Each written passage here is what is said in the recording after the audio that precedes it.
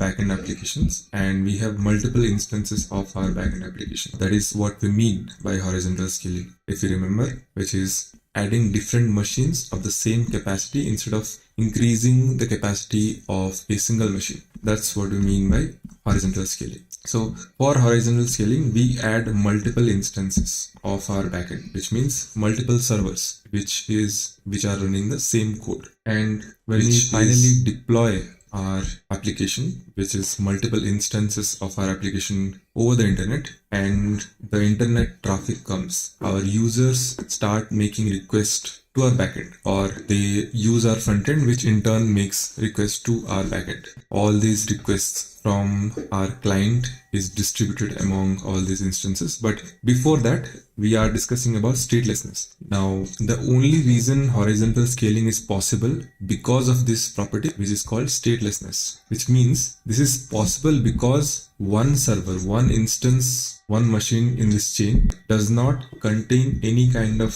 data which is exclusive to this server. That is what we mean by being stateful. When we say stateful, we mean that our server holds some kind of information, some kind of data which is exclusive to that server. It remembers some kind of information about the client, about the user, and it stores that information in the server. And if something like that happens, if let's say this is instance A, B, C, and D, if the instance D holds some amount of data which the instance C or the instance A does not have access to, and it is exclusive to this instance only, then our horizontal scaling will not work as expected, and we'll see weird errors pop up in our entire stack. So this is what we meant in the initial part of the discussion when we said horizontal scaling requires planning your entire stack from ground up. It requires changes in our code as compared to vertical scaling, which only means we go to our infrastructure management dashboard and we just add more capacity and more CPU cores and more memory to our instance, as compared to horizontal scaling where we have to plan from the ground up. It will affect our code, it will affect our infrastructure, and it will affect our entire stack. In horizontal scaling, we have to ensure statelessness, which means that it does not matter which server the request goes to. Let's say this is our internet and our users communicate via their browser, and through internet our servers get the requests. And what we are saying is it does not matter what server ends up getting a particular request, the result should always be the same, which means even if one of these servers get deleted, let's say we get rid of B, even in that case A combined with C and D should have the exact same behavior.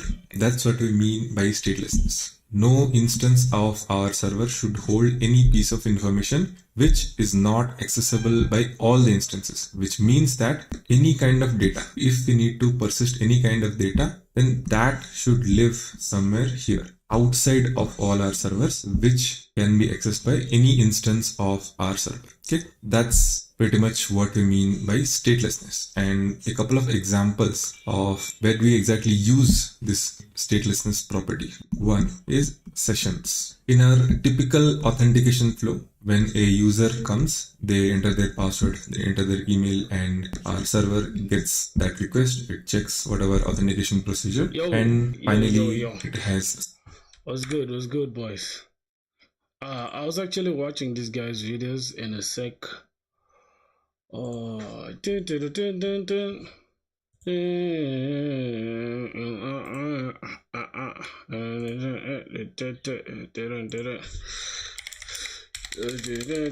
Bumble was good. I wasn't watching myself. What are you saying? Uncle watching himself? No. I wasn't watching myself. I was actually watching a particular video about horizontal scaling just a second ago. What's good, man? How you doing? You see, I was telling people on Discord, bro, we really need like only people who are genuinely interested in watching our streams. You get what I'm saying? Not just the fake ones that just want to come through and just speak and then, call it a day. You feel what I'm saying? Because it tells YouTube that this guy doesn't like your content, or just our content is trash. You understand? So that's the thing that was bothering me, bro. What's good, man? How you doing? Bubblegum was good, my boy. All right, so I'm gonna try out this problem once again, but I think I'm gonna do it on Code itself now, so that I can see if at least we've learned a thing or two, right? If we've learned a thing or two, and that's the best way to do DSA, by the way, like that I've discovered the best way for me. Right? Hello, I think I have my trash can here in this. Let me show you guys. I'm so disorganized. Oh my god. I went for a run, by the way, boys. I went for a run just some minutes ago. I mean, before I started the stream, I had gone out for a run. So I think there's a trash can somewhere here. I don't know if you guys can see it. But, somewhere. Oh god. Yeah, I can see I'm still putting on the same outfit for yesterday because guess what? It is so comfy and it has like some holes here, so it's like I don't get as hot as when I'm putting on other clothes and stuff. So yeah, that's if you care to know. What's good? What's good? All right, so I'm going to hide that. In the process, you know what's funny? I feel like I can also stream on TikTok at the same time.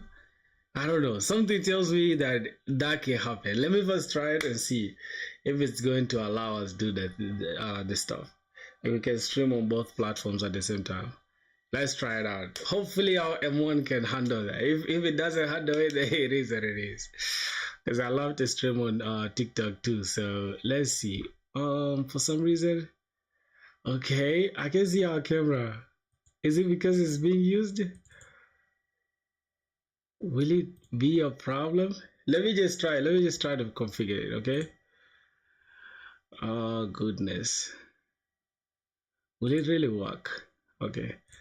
Let me try to delete this and let me add a new webcam. This is a camera, right? What's this video? I don't know. Let me add a camera and let me choose a camera C920. Oh, it's actually working. Wow. That makes sense. Limited color. Let me just put it a full Rec 709. Okay, there's no problem with that. It actually works, bro. Fun fact, I think let's try it out. Let's try it out to see if we can stream both on TikTok and YouTube, right? So I'm just gonna say go live. Yo, wait, for some reason we cannot choose the mic that we need, so let me see the primary mic. I don't want it to be the one for MacBook, so can I just add a new microphone? Default B, okay. Then I save. Noise suppression, I think, let me just put it to low. And audio monitor. Alright, let's see how it goes, okay? Yo, it works though. Okay, it works, bro. Hello. Yo, it works. So let me try it out now. Let me just go live and see. Oh my goodness, this is actually interesting if that works. Okay. So let's go live on TikTok as well.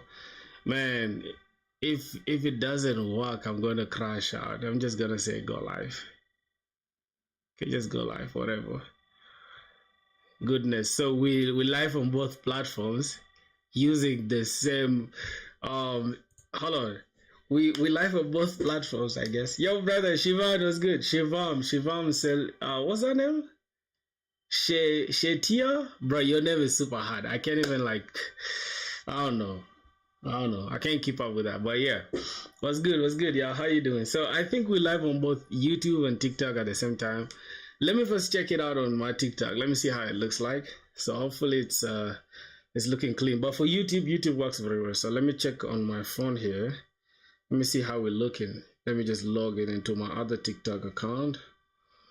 And yeah, we're gonna be doing data structures and algorithms. And yeah, hopefully, let me see. Yeah, it's showing that I'm live. That's interesting. Let me see how it looks like and the audio. Okay.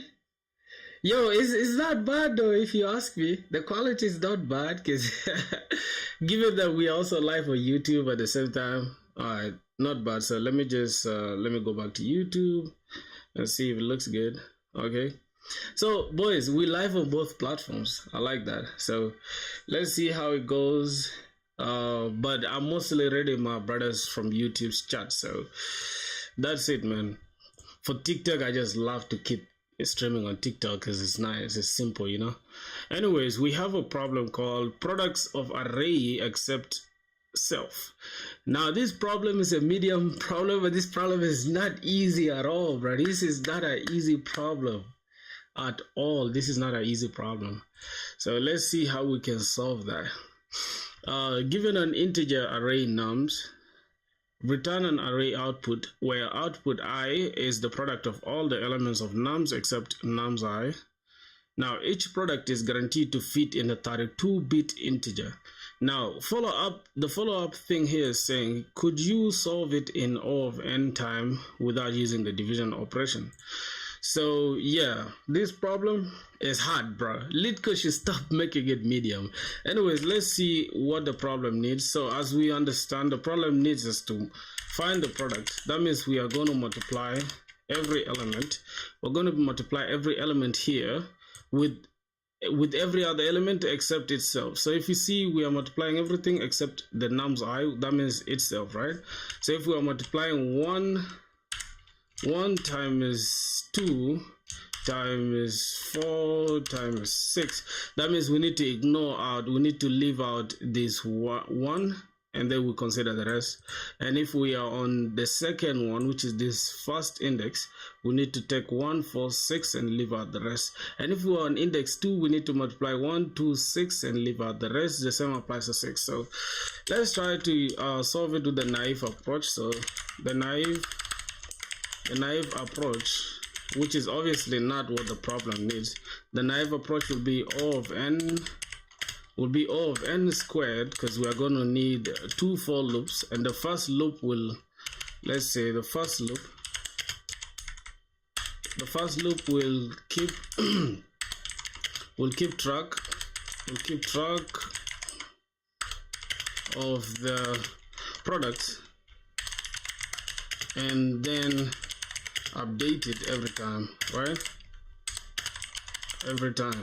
So that's what's going to be happening in the first loop, and then the second loop will just be the multiplication part, where we can now check our product to see, hey, have we already multiplied this number with this self? If that is true, then skip it. So let me try to make my fonts bigger so you guys can see it clearly, because I've seen it's very small, right? Okay. So let me see, I'm just gonna check out my stuff. Hopefully everything works. All right. Okay, so now let's go ahead and try to use a two for loops. Now the first loop is gonna start from int I is equals to 0, and then for every I should be less than nums dot length itself.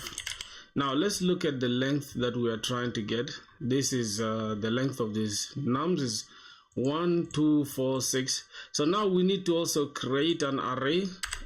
We need to create an array with a fixed length that is going to store. Let's create an array called int. I think we can call it anything really. Let's just call it result. It's going to store all elements. Let's say let's get new int, and then we make sure it's gonna be fixed size to the nums dot length.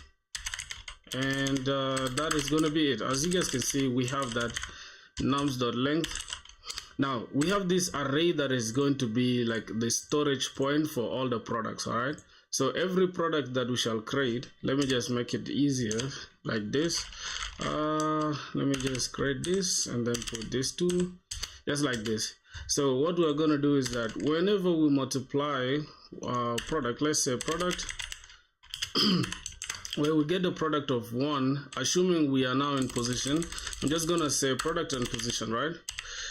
Let's put product here, and then across it will be the position now. Or we can just start with the position and the product. I think that will make more sense.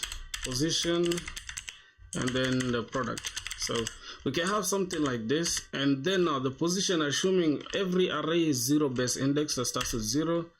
Let's see what the hell is going on. Okay, every array is 0 base index, so we start with position 0. That means in position 0 we need to have now our first product, which is going to be this element. We are now standing at 0. That means the problem is asking us to multiply everything except the array itself. So that means we need to now go ahead and select this position, which is 0 base index. The first element is 0. That means we are on 2, right? On 1. So in position 0, there is 1 there as the value.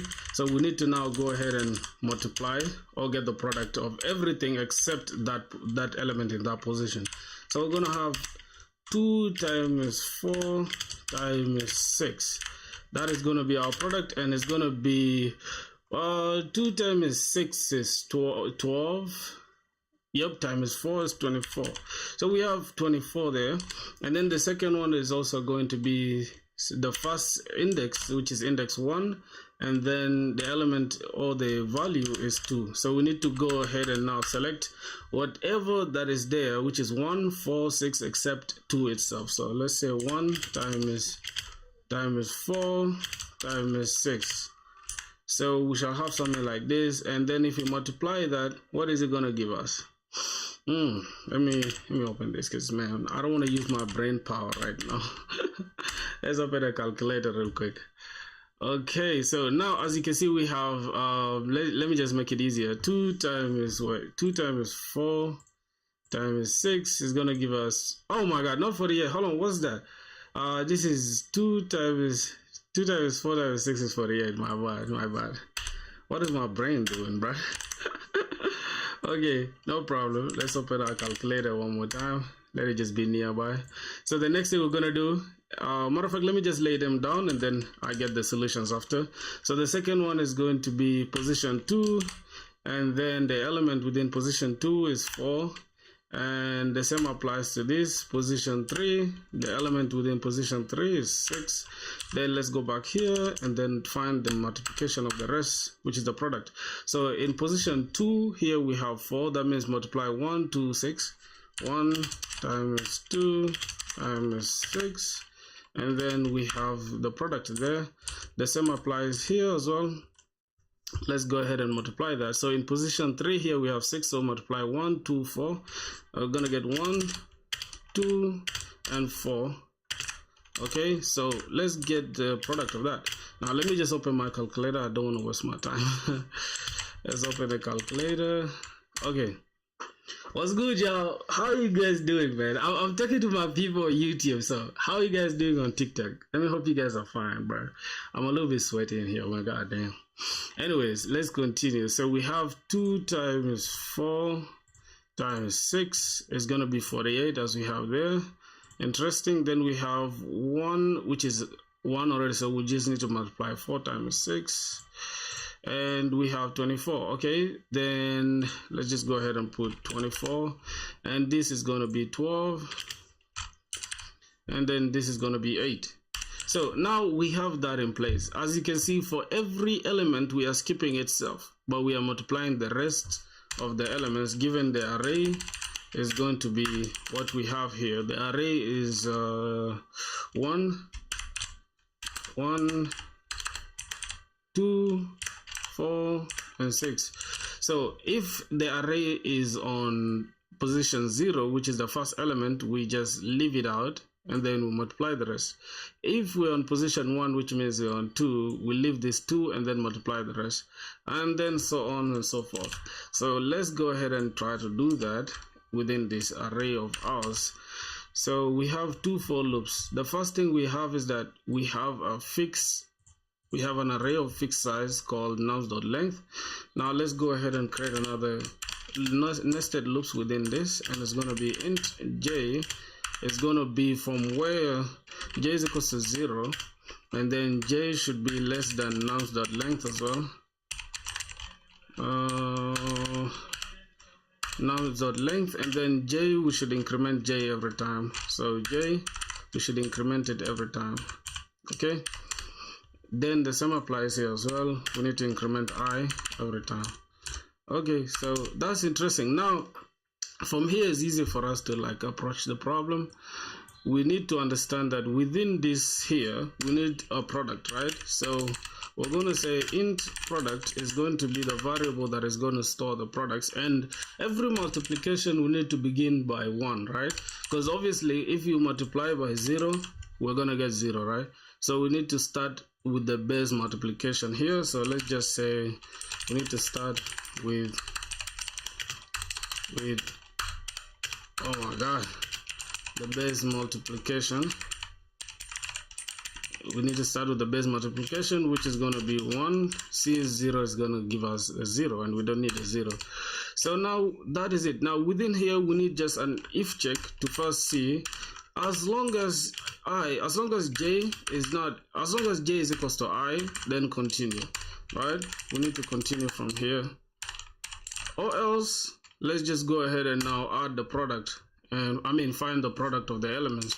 So we need to say product is equals to product itself. We can say product times nums at nj, just like this, or we can just put this like this. We use a shorthand rule. So let me just make this like this and say we just use a shorthand rule, a shorthand rule for multiplication, which is going to be product times product, right? Times product is equals to nums in position j. This is still going to give us the same answer. And then finally outside here, we are now going to come outside this loop. We're just going to say, hey, result. We need to put this result, right? We need to put this product within the result. So we're going to say, hey, result should be in position I. We need to replace everything. That means go ahead and put every product here and store it within our result that we have here. I think that makes sense. Okay, so let's go ahead and put that product. Need to put the product there, and then finally we can just return our result. And hopefully that is gonna do it for us. So let's try to run it and see what's gonna happen. And yeah, we have an error. As you can see, we are returning result, illegal start of the return type. Okay, we are starting the return type in a different place, so I can't see this properly. Let me just zoom it out a little bit. Okay, so now let's go to debugging now. Okay, we have this and we are returning outside the loop, so we should actually return it here. Let's say return result. All right, we are returning the result there. Hopefully it's not going to give us any problem anymore. Let's run it and see. Okay, we still have a problem. What's going on? We cannot find a symbol. Result I in position I. What's happening here? Cannot find this position. Result I is equal to the product. Okay. That's coding for you, my brothers. You're gonna find errors, but don't get scared. Okay, you can always fix it. All right, let's try to debug our problem to see what's really going on. So here we have the product initialized, and we are saying as long as j is equals to I, that means skip this. Okay, if this j is equals to I, that means that is the element itself. Don't do anything, just skip it and continue finding the product of the rest of the elements. Now let's see where our problem might lie. So this is result is equals to new int. This is the length of the array. Okay, we have that in place. Now we are checking for the product is equals to 1, and after that, if the product is equals to itself, then skip it. Then we can go to, if the element is equals to itself, skip it, and we can find the product here. Then what is going on here? Result I is equals to product. Okay, I think that is outside the loop. Within the loop here, let's try to put that. Okay, let me just answer my girlfriend, my boys. You feel me? It's my wife calling me, bro. Stop playing with me. Okay. Yo, baby girl, what's up? Yeah, what's good? Yeah, I'm on stream. Fun fact, I tried like multi-streaming on both YouTube and TikTok, and it worked. Okay. No. I'll I'll check it. I'm on stream now though. I'll check it after. Alright, stay safe though. Alright, love you, baby girl. Okay. Oh my god. Yo boys, so that is that. As you guys can see, we've passed the solution. Oh, what the hell is going on?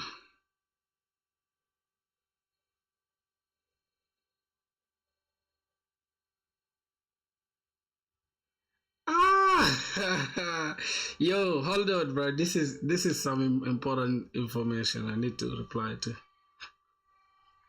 Yo, what the fuck, bro? Yo, how, bro? Why? You see, this is how this nigga's like. Oh my god, it's so sad, bro. This I'll be telling you, like maybe like attaching yourself to one environment is the worst thing you can do, bro. It's not me, but you are streaming. I can talk some shit, so just cancel yourself. What do you mean you can't talk some shit, bro? You just go ahead.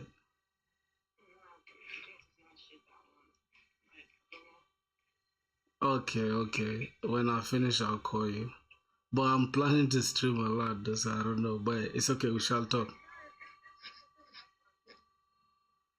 Bro, what's my fault now, bro?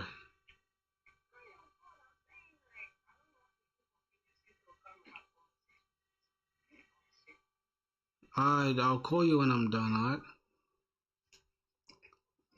Easy. Yo, boys. Anyways, as you guys can see, we've passed the problem, bro. Ah, oh, jeez. Let me try to put this. Okay, we've passed the problem. So the issue was just the issue was simple. It was this. Let me put this down. As you can see, the issue was that we're getting this result. We are actually just populating the result array here with the product, but then the product is within the scope of this method, and I mean within the scope of this for loop. But then it's like we're just doing it outside here, so that's why when we run here, it's gonna give us an error. Just do it in a simple way. Let's just make it like you have this bottle top, and then you want to pour water inside. Then you just pour it outside because you're not targeting inside it, right? I think that makes sense. So that's what we're doing here, right? We are looping, and then for every element, as you can see, for every element here, for every element, we are just storing things outside, which doesn't make sense, right? So this has to be within the for loop for it to run. So I think that is it. There you go. We are working well. So I think the next thing is just going to be, let me see. The next thing is going to be trying to optimize it. You know, as soon as we optimize it, then that's going to be the answer for the solution to the problem.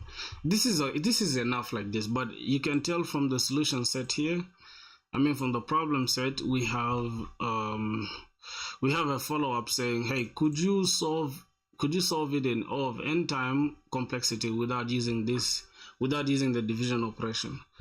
So for this approach, that means we need to run a new algorithm that is going to handle this in a very optimal way. So for now, let's look at the time complexity. The time complexity here is now O of n squared, because we have two nested loops.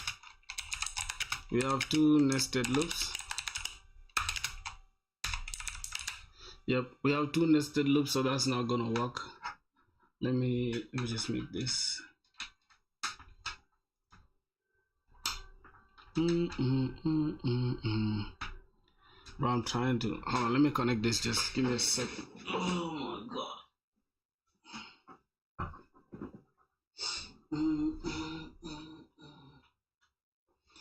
Alright, I think this should be fine. I'm just connecting the charger, bro. God damn. Let me charge my stuff. Alright, so here we have O of n squared.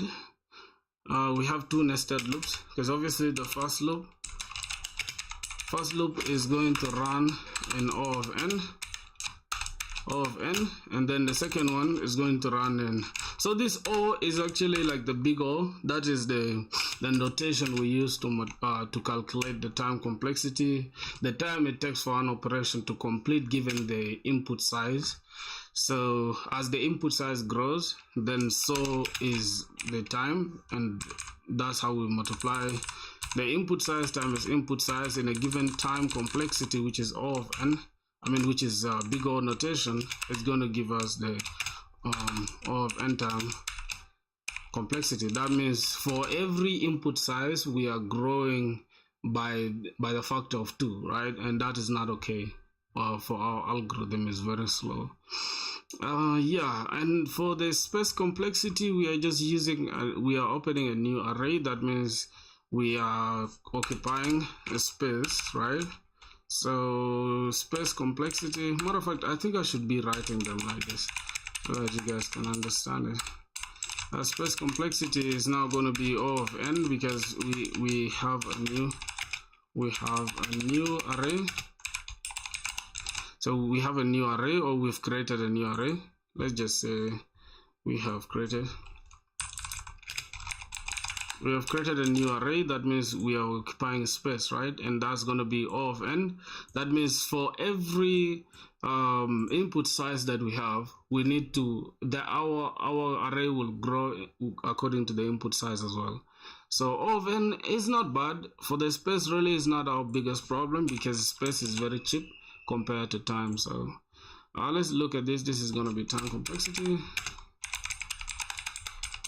Okay, time complexity, here we have O of n. I think I've explained that. So now this entire thing is not optimal, right? This is just the naive approach, and we don't want to be coding a naive approach, especially when we know that the algorithm we are writing, the program we are writing, is going to cost us money. So we have to optimize it. Now this is not the optimal approach. I would say we would just make it optimal, but it's really going to take time for now, because we have to use an algorithm called prefix and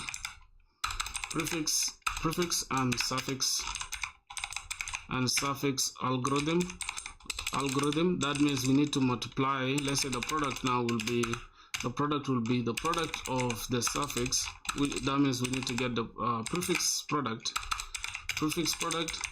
times the suffix product. Now we need to look at it in this way. That means for every, what this prefix product is going to take is that for every element on all the elements on the left line, all elements on the left. So let me just make it like this: all elements on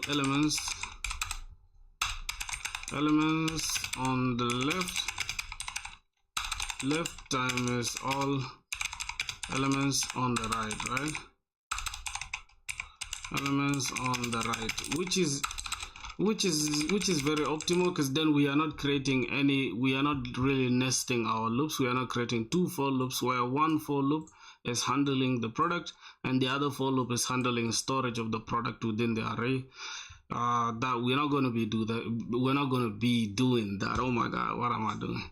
Okay, so all the elements on the left times all the elements on the right will give us the solution for this problem. And yeah, with time we shall optimize it. So for now, I think we're just going to leave it at that.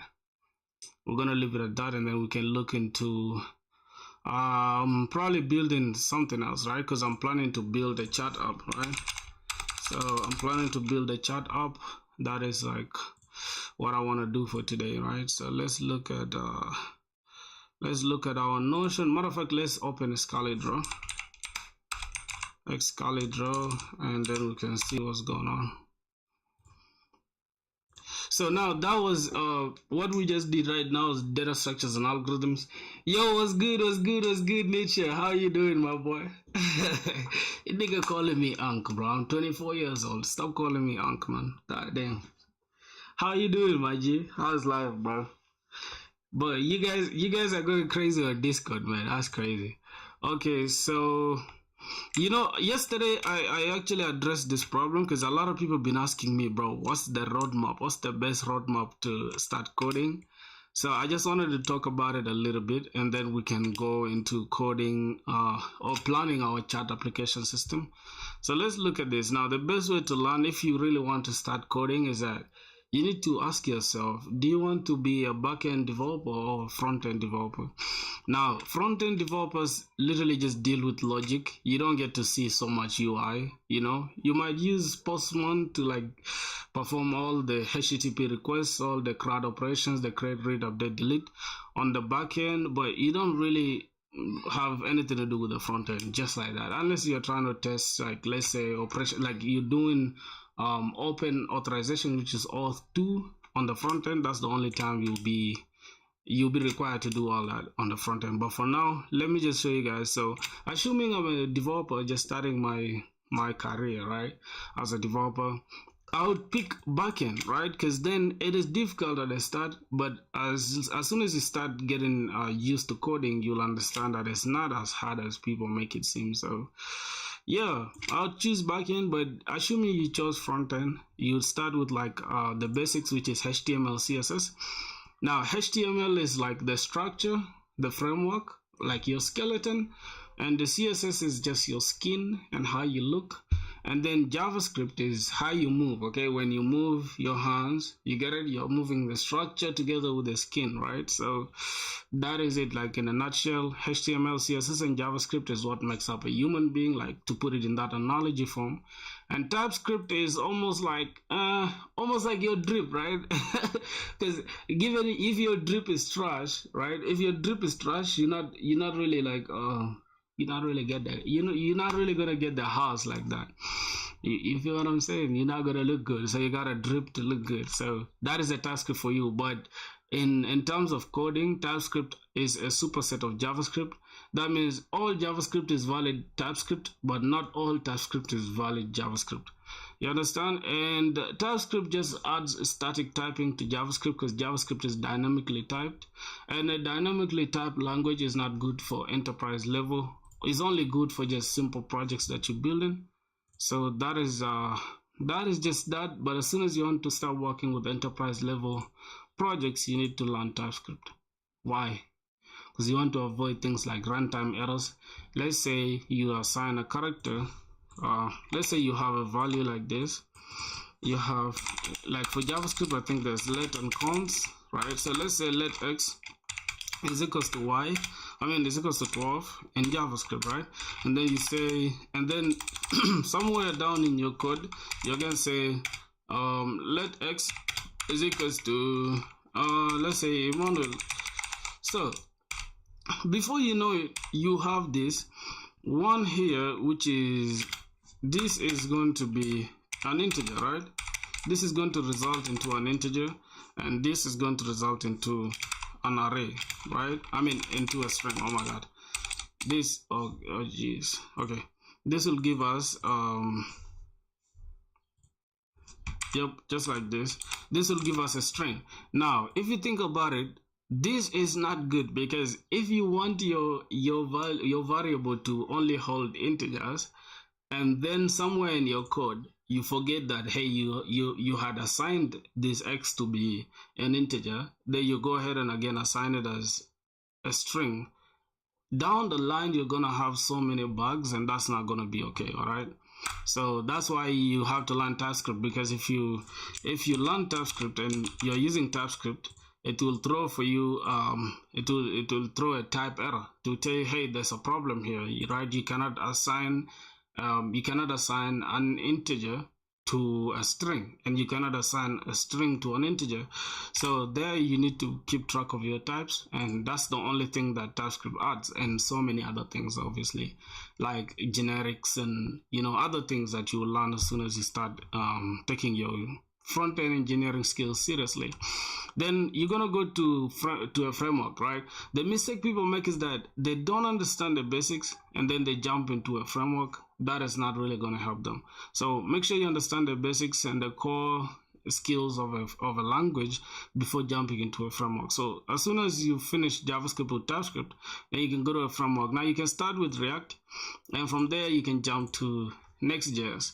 Now for React, as soon as you understand things like the use effect, use effect, the use state, and this other use context. I think there are like 3 or 4 things. There's use actions, use state actions, something like that. If you understand those 4, you're good to go for real. There's nothing much you can like in the front end like that. The rest is just UI skills, and the UI can be handled by Tailwind CSS. You don't want to be writing this pure CSS from scratch. So Tailwind CSS is going to do 90% of the work for you, and then you can just add a meta UI framework like ShadCN. And after that, after you learn Next.js and ShadCN UI, Tailwind CSS, and you learn Git and GitHub and Vercel hosting, man, you're done with the front end. Really, you don't need anything else again on the front end. So yeah, that's gonna be it. And the back end now is where the real logic is gonna be lying, right? So the backend here, you need to pick a very, very good language. Most people pick Node.js with Express. Obviously, since they are using JavaScript in the front end, they feel they need to use JavaScript as well in a server-side environment, which is Node.js. I wouldn't encourage this, right? But most people choose it, so yeah, you just go with it. Me, I would choose Java. If I was starting out, maybe Java or C#. But if you're just like, you want to try out backend development, then you can go with Node.js and Express. And then after that, you go to Postgres database, right? Or MongoDB, depending on what you need. Now, PostgreSDB is a SQL oriented language. That means you need to have proper relations between your entities or your models. But for MongoDB, is just no SQL, right? You don't have any relations. You just need a document, right? It's document format. It's almost like JSON format, almost like JavaScript, right? So that's all the difference between MongoDB and Postgres. And then obviously to talk to the database using your Express, this is where you write all your HTTP requests, like the CRUD operations, the create, read, update, delete, which is get request, post request, get request, and patch request or put request, and then delete request. That's all. And then the Prisma here is what is going to enable you to talk to the backend, to your database as well. That is the object relational mapper, as you can see, the ORM. That's going to allow you to talk to the database. And then this is going to be where you're going to host your database, right? NeonDB. And then you can even host your database and backend server on Render or Railway, or you can just buy your own VPS, which is your virtual private server. And then you're going to have Docker and Docker Compose. This is something you need if you really want to do backend development. So that's it, man. That's the roadmap for you, my boys. And I think I'm just gonna stop here for the roadmap. I've done my best to explain what you guys need. So back in strict watching you. Oh my boy, Nietzsche was good, bro. thank you. You guys are going crazy, bro. What's popping? How y'all doing on YouTube? What's good, my TikTok people? You understand? I'm not really big on TikTok like that, but I really love to, stream on TikTok as well. So thank you guys for tapping in, man. Although I'm focusing on my YouTube, brothers. It is what it is. All right, so that is it. Now, the thing that I'm thinking about creating today, I'm thinking about creating, is there a way I can make this to like reset? Let me see, reset. Okay, this is like 100%. All right, that's interesting. So let me just reduce this because it's way too big. Oh my goodness, this is way too big, Okay, let me just take it like this and then take this to like 100%. I want to use this to explain something. This is 100%. Okay. Oh yeah, so here's the thing. This is what we have now. What we are planning to build is gonna be simple, something like this, right?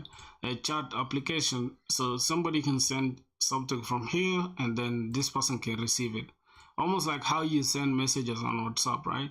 So you have a user and a user, right? Let me just open this so that I can show you guys in a sec. Okay, let me pick out why I can see users here. All right, let me just open eraser.io because it's what I use normally. Oh my goodness. Okay, yo, Brown was good, my G was popping, man. How you doing? Okay, let's see. All right, so this is what I used to explain the algorithm before. Let me just delete it. So here, as you can see, let me just get a user. All right, this is a user. So assuming you are user 1 here, and then you have another user this side. right? Let me just get text, and then this is user 1, and then we have another user here. This is going to be user 2, right? This is going to be our user 2. Now what we want to build is a chat application system, right, where this user can send a message here, and then this user can receive it here. So let's say user 1 sends something like, hey, good morning, just like how you send messages on WhatsApp, right? Hey, good morning, good morning. Yep. Now this user is going to receive good morning as well here, right? But this is going to be good morning from user 1, and then we're going to have good morning that will appear here. It will have user 1 as the name, and since we are sending from user 1 here, we need to keep track of the time as well. So let's say the time we created this message was like let's say 6 a.m. So we send this message 6 a.m. That's when we sent this message, and this user comes online, right? And we're going to build something as well that is going to be like showing that this user is online, something like that. Okay, let me just reduce it by this factor. I think I need to hold shift. Okay, yep. So this is a user, and then we have another user here. Now this user is online, obviously. Let me see, is there a way I can change these colors? If I cannot, but it's okay. So this user 1 is online and sends a message to user 2 that is also online or might be offline. All right, let's assume this user 1 is offline, so we don't have to worry about that. User 1 is offline. Now as soon as user 2 comes online, the user 1's message will appear to user 2 that, hey, user 1 sent this message at 6 a.m.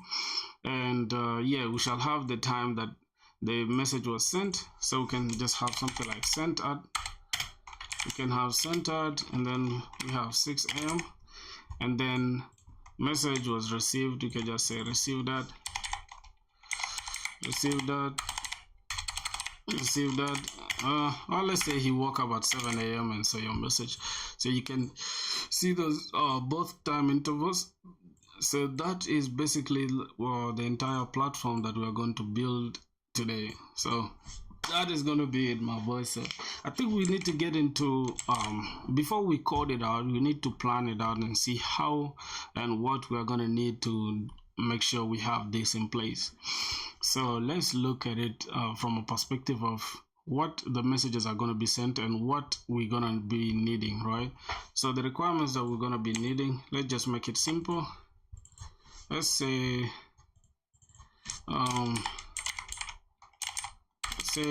requirements, we're going to keep it easy, right? We're going to make it as simple as possible. So all the requirements that we're going to be needing here is just going to be, I think we're going to be accepting messages which are going to be in form of text. That we're only going to be supporting text, right, for now. So we can only support text. Later we can add on images and files and other stuff, right? Later we can just add images and all that. So but for now, let's start with supporting only text. And then we also need the communication to be real time, right? That means we're gonna need WebSockets, right? We're gonna need real-time communication.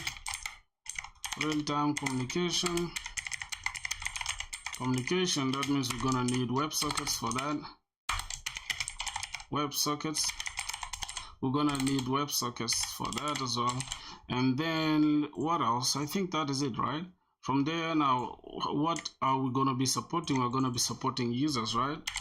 So users here, we can think about the users as they are going to log in, right? After logging in, what's going to happen?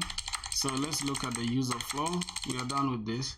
We can just say user flow, and then the user flow, we shall start with login, and then after that a user can now send a message. Oh, check who's online. Check who's online or offline, and then after that send a message. and that is it. I think that is just how simple the requirements are going to be. That is all that we're going to be needing. I think that is it. So let's just get into how we're going to design the entire architecture. Okay, fine. Let's look at this here. We're going to need let's look at the architecture. So for the architecture, we're going to need I think Spring Boot, you're doing Monstack. Yeah, I left Monstack.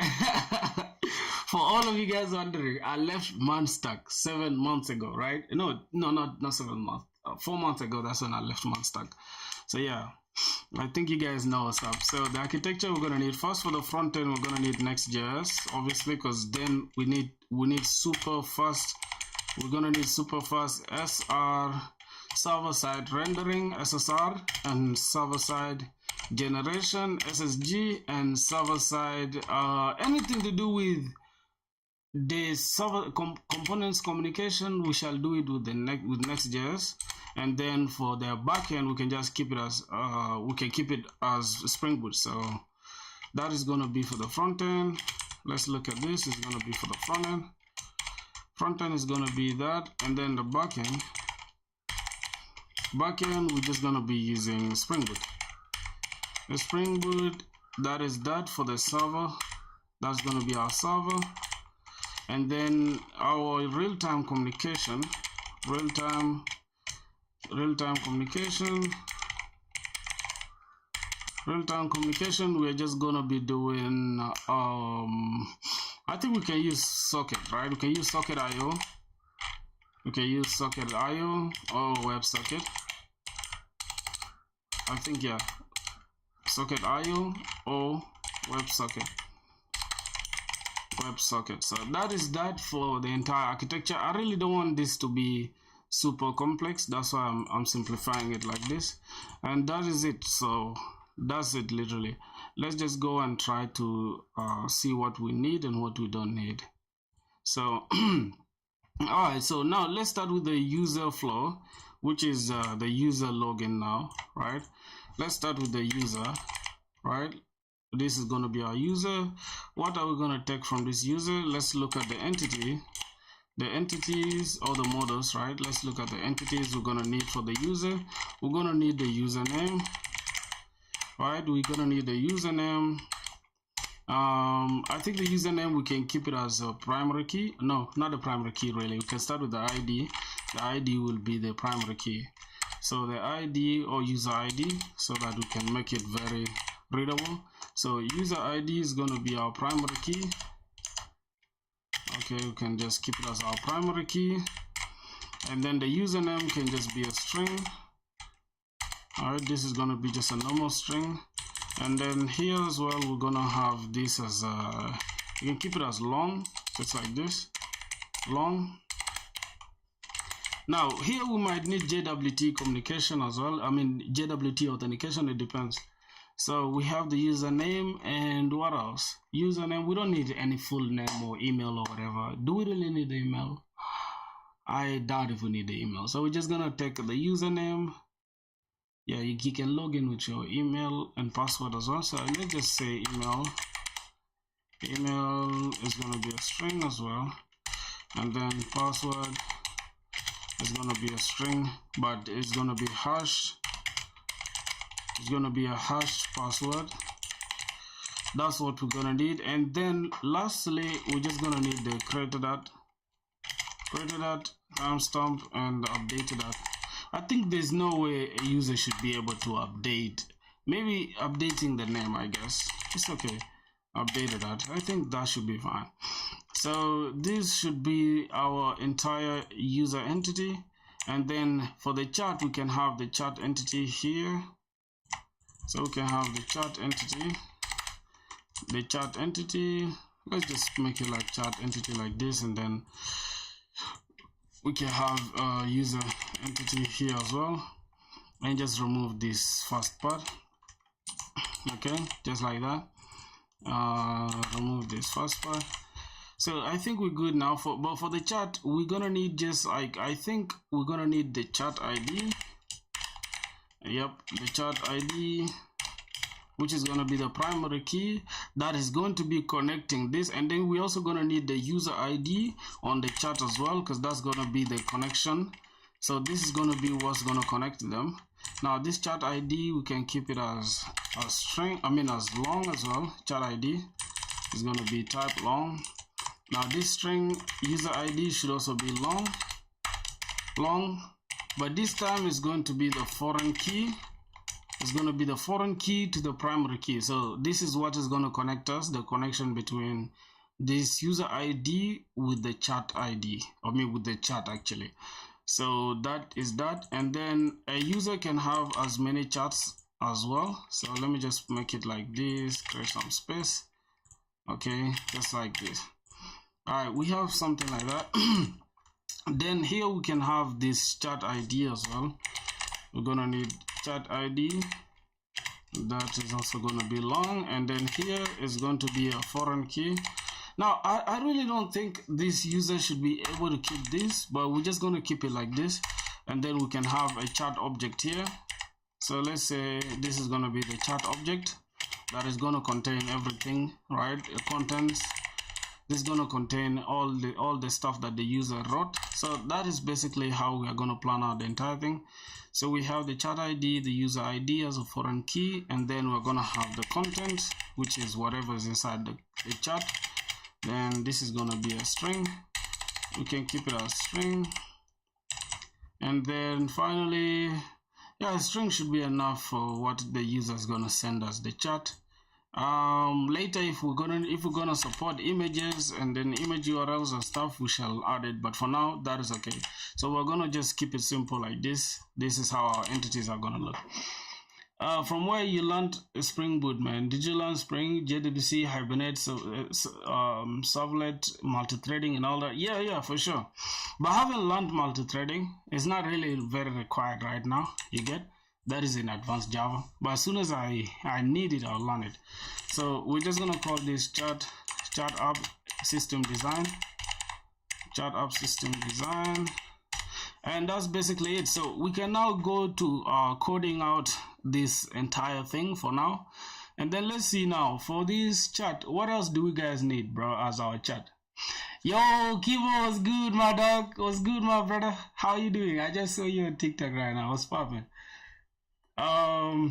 Yo, Nietzsche, what's good, my brother? How you guys doing on YouTube, man? I'm replying to my brothers on TikTok and shit. YG, what's poppin', man? How's life, man? Huh? My hamam in FC 26. Ah, Kibo. Okay. How is Xmas with you, my G? How's the New Year plans, man?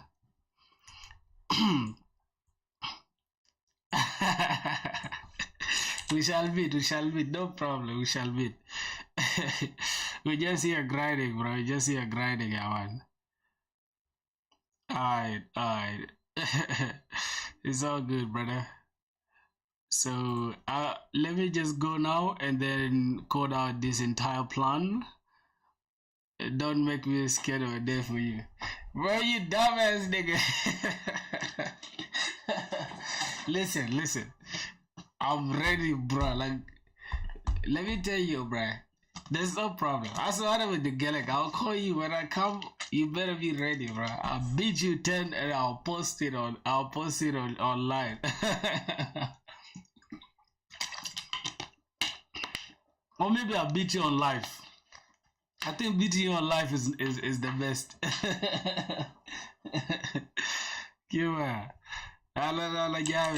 This is my brother.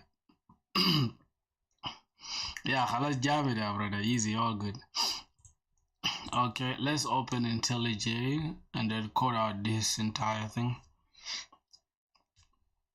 Alright. I wonder why it's taking long a little bit, right?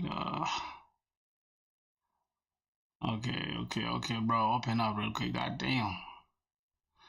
Okay, let's open a new project. Let me close everything here.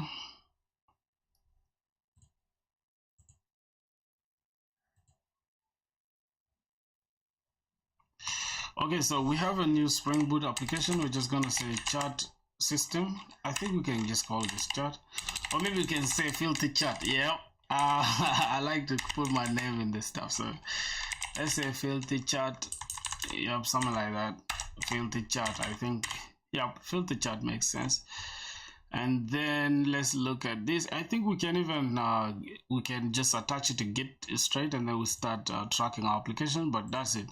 Let's keep it as Maven. I'm gonna use Java 25. Open JDK. No, I think I'm just gonna use Eclipse Tumurin, and that's gonna be it really. So let's go ahead and click this. We'll see what's gonna happen. So here we're gonna need Spring Web to make our HTTP requests, and we're gonna need validation. Then we're gonna need Lombok for the boilerplate code, and then we're gonna need Spring Security. We're gonna need Spring Security as well. So first let's open compose, and then let's open Spring Security. We could add this auth2 client support. Like when we need it, we shall add it. Okay, so let's just keep it like this. We're gonna need PostgreSQL, and what else? I think that's it. We have the web, we have validation, Lombok, compose, security, Postgres driver. What else? It's okay. If we shall need it, we shall add it. Let's go ahead and see what's up. For some reason, it's not opening. I think. What's going on? Bruh, I just clicked add right now and it didn't add it. What the hell? Am I tweaking? Oh, it has opened one already. Are you sure you want to exit? No. Okay. Yo, I think this stuff is just throwing a tantrum right now. I don't know why. Intelligence is just throwing a tantrum, but it is what it is though. Let's see. Yo, my boys, so let me ask you guys, the ones on YouTube, bro. What are you guys building? Man? Yo, Nietzsche, what are you building, my brother? I'm planning to stream until later, bro. Like, literally, bro. So I want to finish. Can we finish this project today? I don't think it's going to be done by today, but can we try to finish it today? I don't think so, but yeah, whatever we shall stop, okay? Maven filter chat build script found. Load Maven project. Let me just close this. What the hell is that? Okay, so I think it's done building. For some reason, this stuff is tripping. It's like taking forever to start. I don't know why. Importing Maven projects. Okay. Yeah, it's taking its own time, bro, and it's annoying me.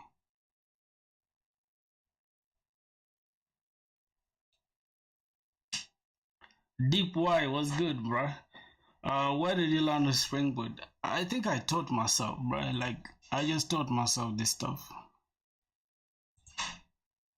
I just taught myself, my brother. Wait, are you guys noticing some lag? Is there like, I think there's so much lag, right? Is it just me or is just so much lag? I don't know. Let me see it here on the screen. That's not really lagging. It's just the computer tripping.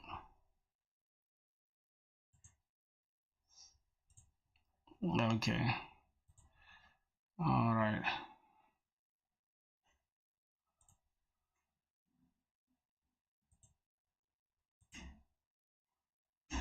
Bro. Hey, bro, loads of love from India. Hey, thank you so much, bro. Like, thanks a lot. Fun fact, bro, 90%, not 90%, but 75, at least 70% of my audience are from India, bro. I keep saying it every day, bro. It be the people that's not from your place that support you the most. That is very ironic because soon as you get something in life, it be your people that claim you. Oh my God, we know that dude. But they don't support you though. So only people that support me are the people from India. Wow. thank you guys for sure, man. Thank you so much, my brothers from India. Anyways, it's all good. Let's get straight into coding out this project. Let's see. MRX was good, brother. How you doing? Bro, what the hell is this, man? This stuff is delaying. It's just annoying me. Wait, is I think it's okay now, right? No way, bro, no way. You can't tell me this shit is gonna be slow like this. Oh no, bruh. No. No, bruh. It's okay, it's okay, it's okay. Let's just build out the packages real quick. The structure, the architectural structure. So we have models. That's what we're gonna start with. And bro. Damn. Okay, a new package is okay. We're gonna get the config, the security configuration, and then we're gonna create out let's get the services, let's get the controllers,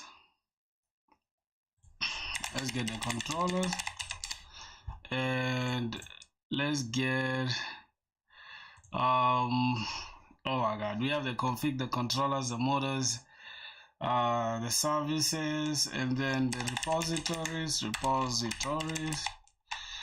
Let's get the repositories, and then what else? We have the config, controllers, models. Okay, I think that is it. What else do we need really? We have services, repositories. So we are going to start with the controller sending the HTTP requests. The models is the entities. The repositories will be what will talk to our databases, and then yeah, I think that is it. Then the next thing we're just gonna need global exception handlers. So we can just say exception handlers, or we can just call this global exception handlers. Let's just call that. That's like a lot of that's long, bro. Let's just keep it as exception handlers. I'm just gonna call these exception handlers. I think exception handler. Yeah, let's just keep it as exception handlers like that. All right. Oh God. Okay. That is that. What else do we need? Off the top of my head, I don't think there's anything else we need. So if we shall need anything, we shall add it. So I normally like to start with config. So let's just start with a new Java class. We're gonna call this security config. Now most people might not be seeing my screen well, so I will have to make it bigger. Let me just make this UI bigger. I'll go to settings, bro, and I feel like this stuff is super slow for some reason. I don't know why, bro. Let me just take this off for now. It is just annoying me, bro, for some reason, for sure. Yeah, that was faster. God damn. Damn, bro. Okay, so now we are in the settings. Let me just put this zoom to like 150 to bring it closer. Okay, I think that should be closer, my boys. So that should be enough. Now we can start with the config. We can have this as the configuration. Oh my goodness. Let me just restart this entire project. It's annoying me. It's annoying me, bro.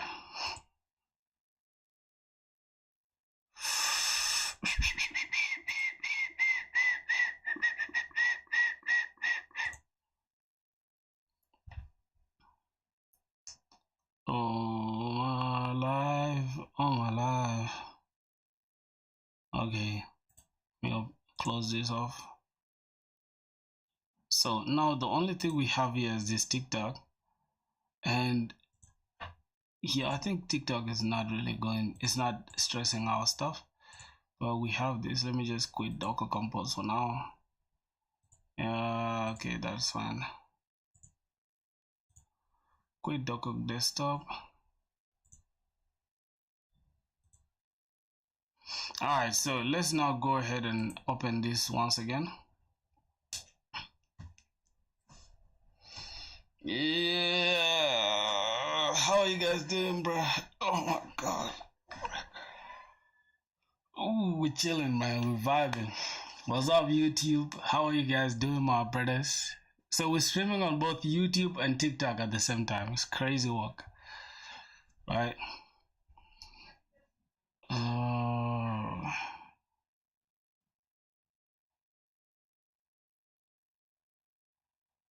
Boy, is it just me or IntelliJ is really throwing a tantrum, bro? Oh god.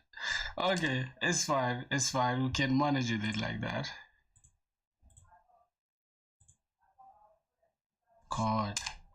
Okay, yeah. I think it's good now. It's good. It's good. It's good. So we've changed that into a configuration. Now we need to. What's going on here? Okay, still building the process window.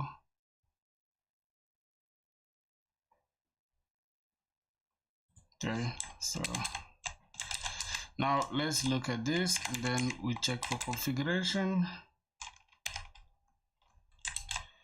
Wait, did we really get Spring Security? Let me go to pom.xml and let me try to refresh this. Let me try to refresh.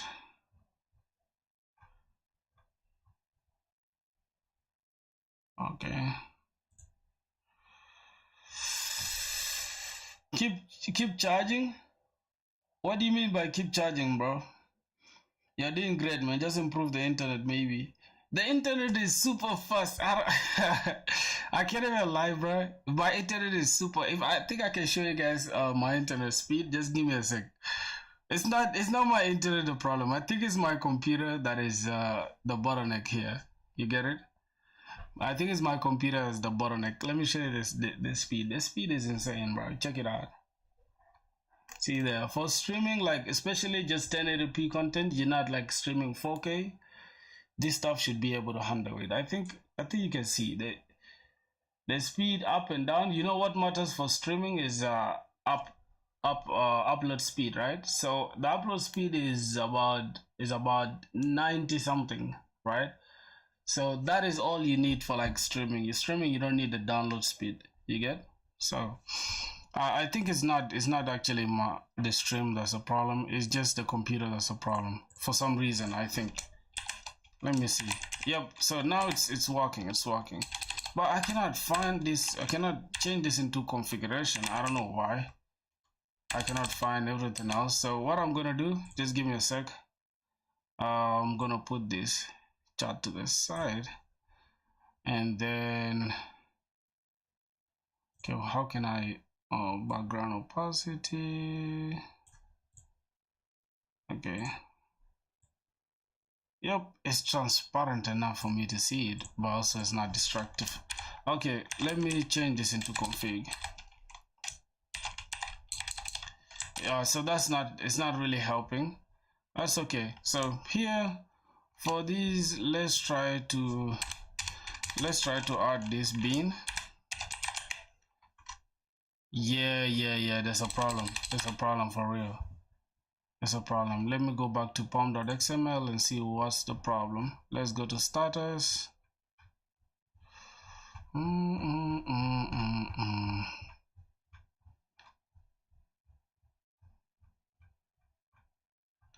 Why is it not even bringing my status, bro?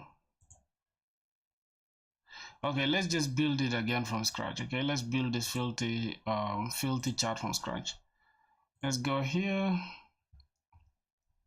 Let's go to downloads, filthy chart. Let's look for filthy chart and then move this to trash. Okay. All right. Let's just create the new project again. Hopefully it's not gonna trip now. Filthy chart. We're gonna use, we can use Maven. We can use 25, Java 25, and that's really gonna be it. Then let's go ahead and create this.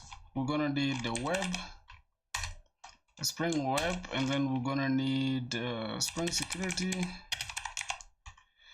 Then we're gonna need Lombok. Then we're gonna need Postgres. What are you saying, bro? I think because of okay, OOP, so bro, then restart the system later. Oh, so bro, then restart the system later. What's your LinkedIn? Okay, my LinkedIn. You guys wanna see my LinkedIn? Let me just go show you guys my LinkedIn. Hopefully this is not gonna start tripping again. Oh Lord. Let me close this and let me close this tab. Yeah. This is the reason why this Chrome thing takes like a lot. I mean, this comment it takes a lot. It takes a lot to run. So this is my LinkedIn, my brother.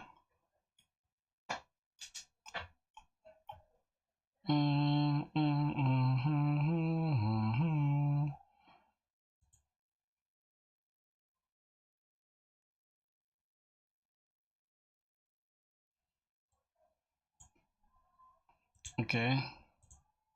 Wait, why can't it bring my profile?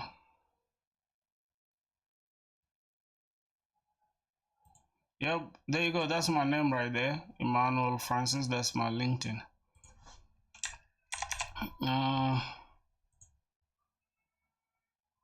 Yep, that's my LinkedIn. I think you can see it there, my brother. Yep, it's actually on my GitHub too, right? If you go to GitHub, it has everything on mine there.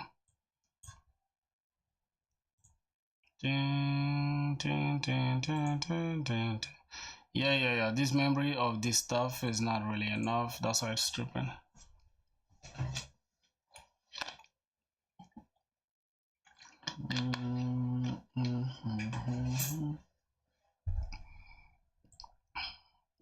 Alright, so that is it. This is my GitHub. Can you paste the link in the chat, bro? Alright, let me. You want the link for GitHub or for YouTube? I mean for LinkedIn. Which one?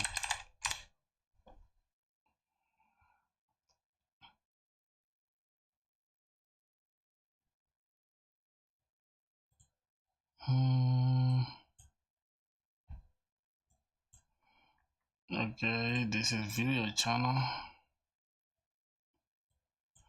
Alright, let me come here.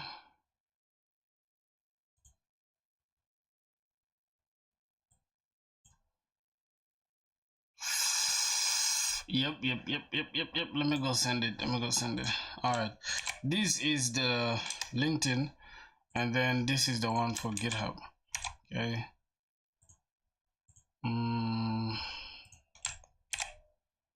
There you go. That's GitHub right there. So GitHub, LinkedIn, there you go.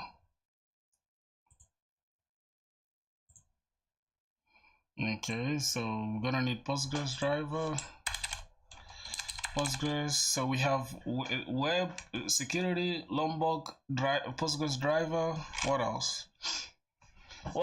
Off the top of my head, I can think of I think validation, to validate our inputs.